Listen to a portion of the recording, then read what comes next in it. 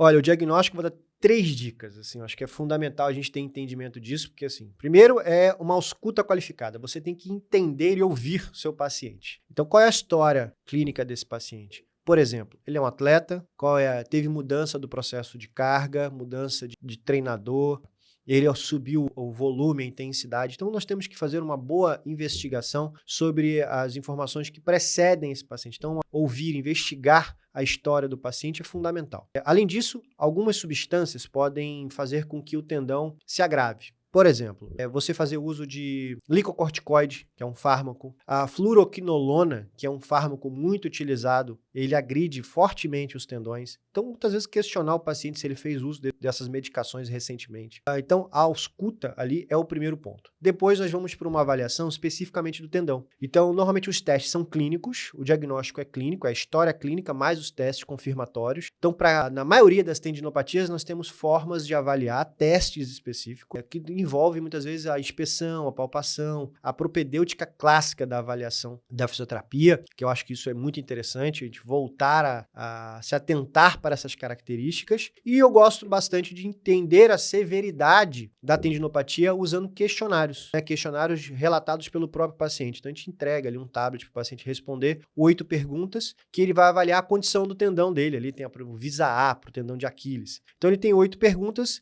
e depois aquilo gera um score que vai de 0 a 100. 100 o tendão tá ótimo, qualquer coisa abaixo de 80, provavelmente esse tendão ele tem uma característica de tendinopatia e uma severidade. Então você soma, né, os processos da história clínica com o seu exame físico, com a percepção do paciente. Então é um tripé que você vai montar ali para ter um diagnóstico.